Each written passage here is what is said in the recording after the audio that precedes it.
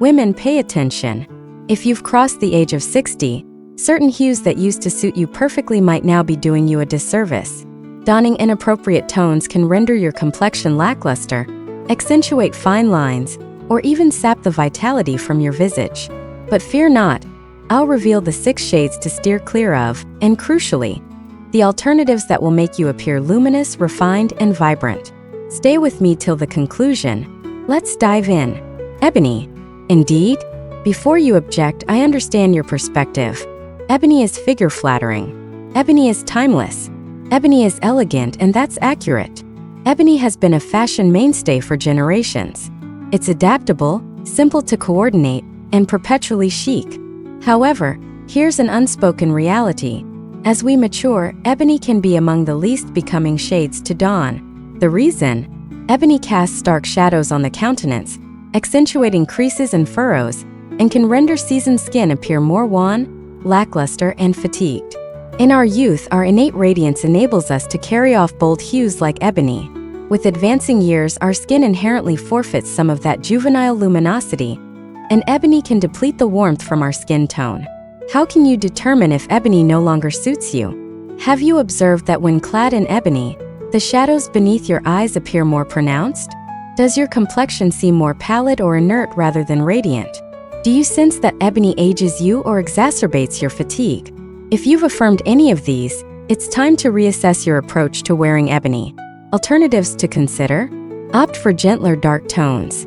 Rather than ebony, experiment with slate gray, equally refined but kinder to seasoned skin. Midnight blue, still silhouette enhancing and graceful, yet with a more complementary undertone. Consider espresso brown, a sumptuous substitute that imparts warmth to the visage. Distance ebony from your countenance. If you're fond of ebony, incorporate it in trousers, skirts, footwear, or purses and juxtapose it with a becoming hue near your face, such as a cozy ecru, muted blush, or gentle azure. Disperse the gloom. Should you choose an ebony blouse, accessorize with a bold necklace featuring gold or pearl accents, a lively scarf in a shade that animates your complexion, or a jacket or sweater in a milder tone to encircle your face. Ebony needn't vanish from your closet, but the manner in which you wear it is pivotal. Snow white is another shade we've been advised is indispensable in our attire. It's sharp, immaculate, and enduring. Yet there's a caveat. Unadulterated, brilliant white can be overly severe on seasoned skin. In our youth, luminous white bestows a crisp, juvenile luminosity. However, with age, our skin forfeits some of its innate pigmentation. Snow white can leach color from your visage, rendering your skin pallid or ashen, flat and inert, more creased, as it accentuates creases and furrows. Recall how a photograph in stark illumination underscores every flaw. That's the effect of snow white on mature skin. How can you ascertain if snow white no longer becomes you? Do you perceive that snow white renders you fatigued rather than invigorated? Does your countenance appear more wan or lackluster when you don a brilliant white shirt? Does your complexion forfeit its warmth rather than appearing luminous? If that's the case, it's time to transition from brilliant white to milder tones. What are the alternatives? Embrace off-white hues. Rather than stark white, consider alabaster, which is warmer and more becoming on seasoned skin, or vanilla, still airy but with a hint of gentleness. Opt for pearl, a harmonious blend of crispness and warmth. Choose gentle neutrals. If you seek pale, neutral shades, select cozy buff, sparkling wine, or pale fawn. These tones will impart the same refined appearance as white, yet without rendering your complexion drained. Layer with more opulent colors.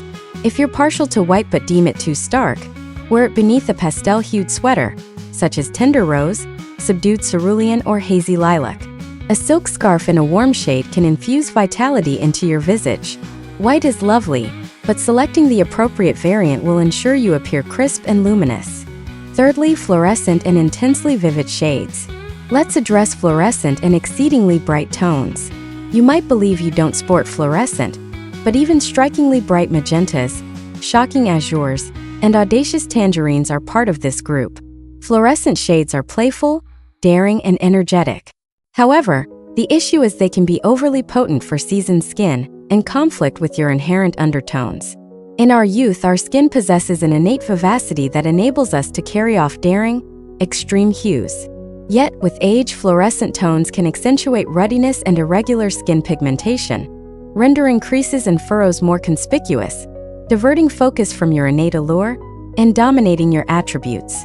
Have you ever donned a vivid tangerine blouse and wondered why your face appears so flushed? Or worn a scorching fuchsia sweater and sensed it was the sole element others noticed? That's because such shades overpower rather than complement you. What are the substitutes? Exchange fluorescent for gemstone shades. Rather than fluorescent lime, shocking azure, or vivid magenta, consider forest green, still striking but more opulent and graceful. Indigo, profound and lively yet not domineering, or ripe raspberry or profound eggplant, a breathtaking substitute for fluorescent magenta. Select subdued variants of your preferred hues. Instead of brilliant, opt for peach instead of fluorescent tangerine, faded blush instead of scorching fuchsia, or aquamarine instead of shocking azure. Employ bright shades as highlights. If you're fond of daring colors, incorporate them in accessories like shawls, purses, ornaments, or footwear. A splash of color that doesn't eclipse your countenance. Thus, you can relish color without it overshadowing your inherent charm. Pastel tones, overly wan, overly muted. I understand. Pastels appear to be an ideal selection for a delicate, refined appearance. Yet, the reality is that pastel hues can render seasoned skin appear lackluster and drained. The reason? As we grow older, our skin inherently forfeits some of its warmth and liveliness. Pastel shades, particularly faint roses, infant azures, tender lilacs, and pale lemons, are often too subdued and too chilly, causing your skin tone to seem pallid or ailing rather than luminous. Inert or washed out rather than juvenile. More creased, since pastels lack sufficient contrast to highlight your innate radiance. Recall an instance when you wore a faint rose or pale buff blouse and felt your skin merged with the material. That's the issue with pastels. They fail to provide adequate contrast to animate your visage. How can you tell if pastels don't suit you? Do you sense that your skin appears lackluster or ashen in faint rose or infant azure? Does your skin tone look drained rather than luminous? When clad in pastels, do you feel your attire outshines you? If that's the case, pastels may no longer be your optimal choice. What should you don instead? Select more opulent, profound variants of pastels. Rather than infant azure or faint lilac, choose muted blush over infant rose, incorporate aquamarine instead of pastel azure, or profound lavender instead of faint lilac. Opt for terrestrial hues that impart warmth to your skin tone, such as clay, a lovely fusion of rose and cocoa that becomes most complexions, or sage, a sumptuous neutral that adds warmth without dominating. Scorched tangerine or profound peach introduces a gentle, warm luminosity. If you're partial to pastels, intersperse them with more daring shades. Consider matching a tender rose blouse with a ripe raspberry shawl, a pale azure sweater with a deep indigo shirt beneath, or a pale lemon frock with cozy gold ornaments to restore warmth to your visage. Pastels can be effective, provided they harmonize with your skin's inherent warmth. Buff has been deemed a timeless neutral for ages, but there's a little-known fact. Not all buffs are identical. Certain buff tones, particularly those with a golden undertone, can render seasoned skin appear lackluster or inert, rather than robust and lively, dreary and spiritless, as they merge too seamlessly with aging complexions. They fail to provide the necessary contrast for a juvenile luminosity. Consider those vintage buff raincoats. On youthful skin, they appear sleek, but on seasoned skin, they can seem murky and unbecoming. How can you determine if buff doesn't suit you? Do you sense that buff renders you fatigued rather than refined? Does it appear to blend into your skin, causing you to look drained? Does it produce a golden or lackluster impact on your skin tone? If that's the case, it might be time to replace your buff attire. What are the alternatives? Exchange golden-based buff for more sumptuous neutrals.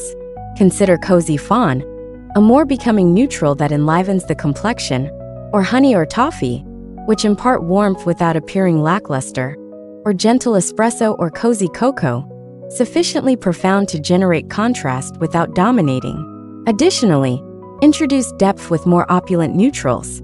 If you're fond of buff but find it drains you, combine it with midnight blue for contrast and elegance, or profound wine, an excellent method to reintroduce warmth to your ensemble, or forest green, sumptuous and terrestrial, offsetting milder neutrals.